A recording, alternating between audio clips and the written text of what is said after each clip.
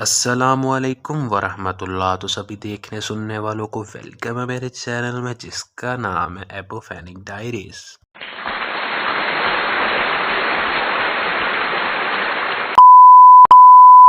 میں بہت ہی زیادہ دن سے ویڈیو بنانے کی دو میں تھا، مگر مصروفیت کے باعث نہ بنا پا رہا تھا۔ خیر، میرا تو یہ ہر دفعہ کا ہے۔ پچھلے دنوں ایک عالم دین بزرگ ہستی سے ملنا ہوا جو کافی بزرگ تھے، لوگوں میں ان کی مقبولیت قابل تعریف تھی، اور یہ وہ والے بزرگ نہیں جو بوڑھے والے بزرگ ہیں، یہ وہ والے بزرگ ہیں کہ اوکھے والے بزرگ کام آتے ہیں۔ نام نہیں لینا چاہتا ہوں کیونکہ ہماری انہی علماء کی تربیت کی بدولت ہماری عوام میں کمال کا صبر پایا جاتا ہے، اور اسی صبر کا مظاہرہ کرتے ہوئے یہ لوگ اپنی زبان سے پھولوں کی بارش کر دیتے ہیں۔ خیر، ان بزرگ ہستی سے میں نے بات چیت کے دوران سوال کر دیا کہ بابا جی کون سا مسلک سچا ہے، تو ان کا یہ جواب تھا کہ جو آپ اس ویڈیو میں سن سکتے ہیں، جو کلیئرلی ایگزیکٹلی یہی ورڈز یوز کر رہے تھے۔ اپنے آپ کو حدیث کہلوائیے، ہم اہل الحدیث ہیں۔ کسی ماں کی کوکھ نے وہ بیٹا نہیں جنا جو علماء دیوبند کو دلال میں پھنسا۔ ہاں میں شیعہ ہوں۔ جیسا کہ آپ نے ویڈیو میں ملاحظہ کیا کہ کیسے یہ علماء کرام دین اسلام کے ٹھیکیدار بنے بیٹھے ہیں۔ کیا بولا تو نے؟ دین اسلام کے ٹھیکیدار نہیں، پہلے کیا بولا؟ یہ علماء کرام کہ ہم صحیح کے نعرے لگاتے رہتے ہیں ممبروں پر بیٹھ کر۔ خیر، تو آگے چلتے ہیں ان بزرگوں کی گفتگو پر۔ تو جب انہوں نے بولا کہ بیٹا ہمارا مسلک پکا اور سچا ہے، تو میں نے اگلا سوال اٹھایا اور ان کے منہ پہ دے مارا کہ بابا جی اگر آپ کا مسلک سچا ہے تو کیا ڈیفینیشن بیان کی گئی ہے آپ کے مسلک نے اللہ کی رسی کی؟ کیا آپ کا مسلک ہی اللہ کی رسی ہے، یا اللہ کی رسی کی صحیح ڈیفینیشن آپ کا مسلک ہے؟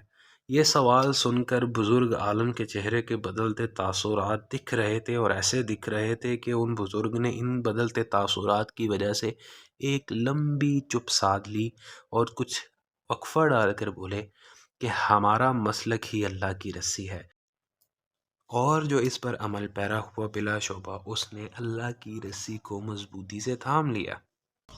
ارے دیوا، یہ گڑبڑ ہے بابا۔ تو میں نے پوچھا کیسے؟ جب سوال کیا گیا کیسے، تو ان بزرگ کے ایگزیکٹلی یہی الفاظ تھے جو آپ اس ویڈیو میں سن رہے ہیں۔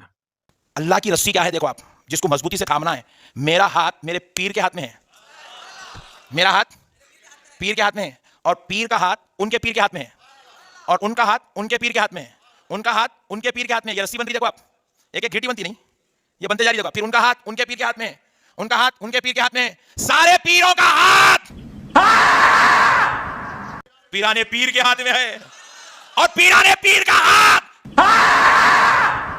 جنید بغدادی کے ہاتھ میں ہے، جنید بغدادی کا ہاتھ سقطی کے ہاتھ میں ہے، سری سقطی کا ہاتھ معروف کرخی کے ہاتھ میں ہے، معروف کرخی کا ہاتھ حضرت حسن بصری کے ہاتھ میں ہے، حسن بصری کا ہاتھ مولا علی کے ہاتھ میں ہے، اور علی کا ہاتھ محمد الرسول اللہ کے ہاتھ میں ہے۔ اور بات یہیں پہ ختم نہیں ہوئی دوستو، اللہ نے کیا کہا؟ اللہ کی رسی کو مضبوطی سے تھام لو۔ اب یہ چین ملتے ملتے ہمارے پیر سے رسول اللہ تک تو پہنچی، مگر بات رسول اللہ پہ ختم نہیں ہوتی۔ اللہ قرآن پاک میں ارشاد فرماتا ہے، ید اللہ فوق ایدیہم، مصطفیٰ کے اور ان کے ہاتھوں پر اللہ کا ہاتھ ہے۔ اللہ کہہ رہا ہے نبی کے ہاتھ پر اللہ کا ہاتھ ہے۔ چل چلو جا کے علاج کرو اپنا۔ تو میں وہاں سے اٹھا اور واپس آیا اس امید کے ساتھ نہیں یار یہ سب بکواس ہے، اور خود ریسرچ کا آغاز کیا، قرآن کھولا خود پڑھا، تفسیر کھولی خود پڑھی، اور احادیث کی کتابوں کا بھی خود مطالعہ کیا۔ اس بات کو سائڈ پر کیے دیتے ہیں کہ کچھ سنی اور دیوبند علماء کے نزدیک میں خارجی ہو چکا ہوں، کیونکہ وہ کچھ کافی ہمارے علماء کرام یہ نظریہ رکھتے ہیں کہ جو شخص خود قرآن کا ترجمہ پڑھتا ہے یا خود قرآن اٹھا کر اور دین اٹھا کر پڑھتا ہے وہ گمراہ ہو جاتا ہے، اور وہ خارجی اس کو تسلیم کرتے ہیں۔ خیر، قرآن پڑھتے پڑھتے ایک مقام پر پہنچا جو سورۃ آل عمران کی آیت نمبر 103 ہے، جو اس طرح ہے، وَاعْتَصِمُوا بِحَبْلِ اللَّهِ جَمِيعًا وَلَا تَفَرَّقُوا، اور سب مل کر اللہ کی رسی کو مضبوطی سے تھام لو، مضبوطی سے پکڑ لو اور جدا جدا نہ ہو، یعنی فرقہ واریت میں مت پڑو۔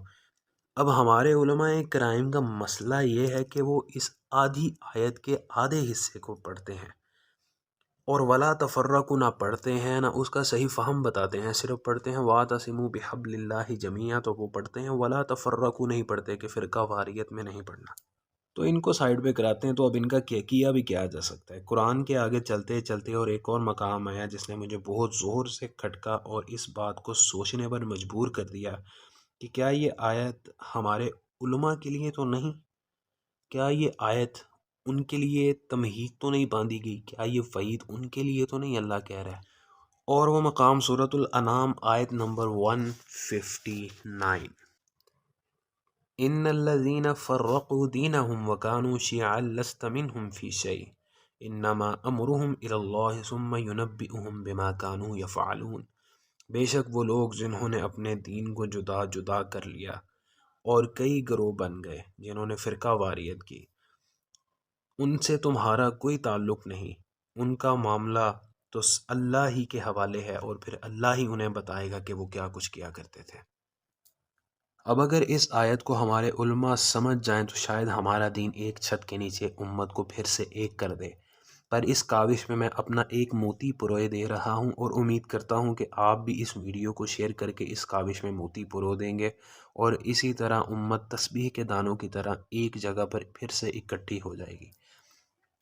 خیر، قرآن کے بعد میں نے احادیث کی کتب کے پنے پلٹنا شروع کیے تو صحیح مسلم کی ایک ایسی حدیث میری آنکھوں میں آئی جس نے میری آنکھوں کا پردہ کھول دیا اور میں اس مسلک کے میٹرکس سے باہر آ گیا۔